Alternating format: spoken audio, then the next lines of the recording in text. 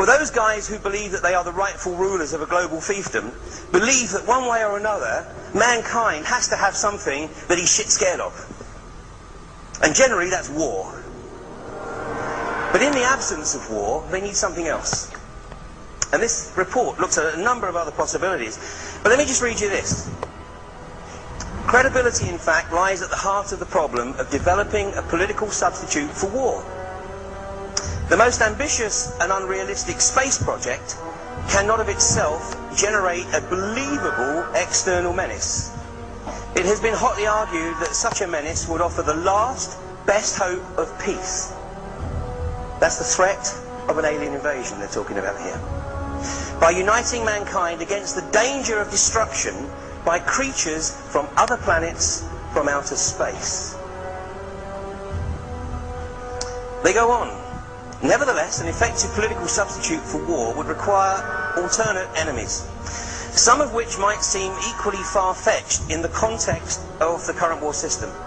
It may be, for instance, that gross pollution of the environment can eventually replace the possibility of mass destruction by nuclear weapons as the principal apparent threat to the survival of the species. Poisoning of the air and of the principal sources of food and the water supply is already well advanced.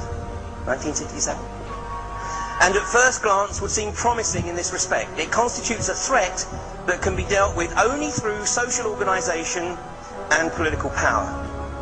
But from present indications, it will be a generation to a generation and a half before environmental pollution, however severe, will be sufficiently menacing on a global scale to offer a possible political basis for solution.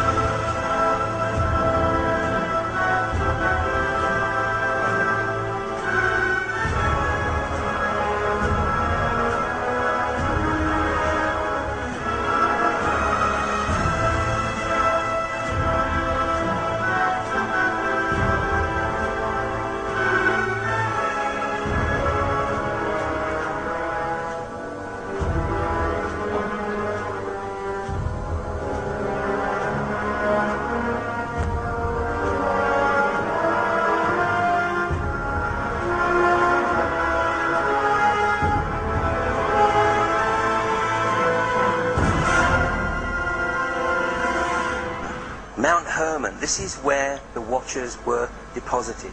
Now, Mount Herman sits at a very, very interesting location on this planet. It actually sits at 33.53 degrees north of the equator and 33.53 degrees east of the 0 degree meridian.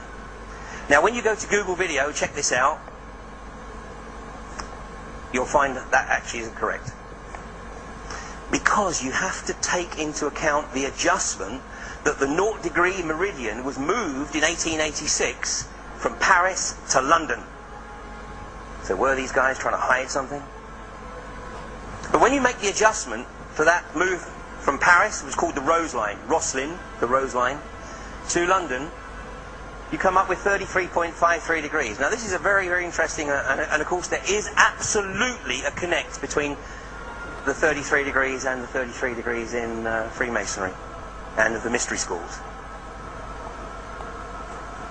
The Earth is 21,600 nautical miles in circumference, and of course that's 360 degrees. So when you take the equation, you take 33.53 degrees divided by 360 multiplied by 21,600, guess what you come up with? 2,012 nautical miles. So Mount Herman, the exact place where the Watchers were deposited X number of years ago, sits at 2,012 nautical miles north of the equator and east of the 0 degree meridian. So these guys, they don't know for sure. They don't know for sure. But let me tell you right now, they are scared shitless that this might be right, and that their time in the ascendancy on this planet is coming to an end.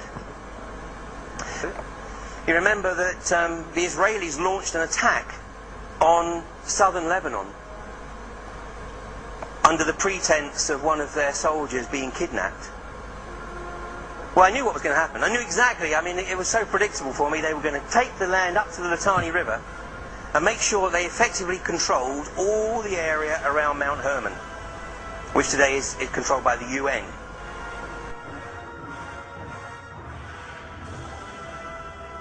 The Israelis ran hundreds of sorties and dropped these cluster bombs in that whole area, making that whole area around Mount Hermon completely uninhabitable. Because if anybody obviously drives over these or walks over these little bomblets, I mean, you lose a limb. So, I mean, obviously the Zionist agenda is very clearly spelled out on their flag. It's one of only 2 flags in the world that has territorial ambitions encoded into it. The other one is Southern Ireland, by the way. But the Israeli flag, you have the Star of David, which is the Zionist symbol. It's not a symbol of Judaism. It's the Zionist symbol. And the 2 blue stripes above and below represent the 2 rivers, the Euphrates and the Nile. The determination of the Zionists to re-establish Greater Israel. But of course there's a few other people who have something to say about that.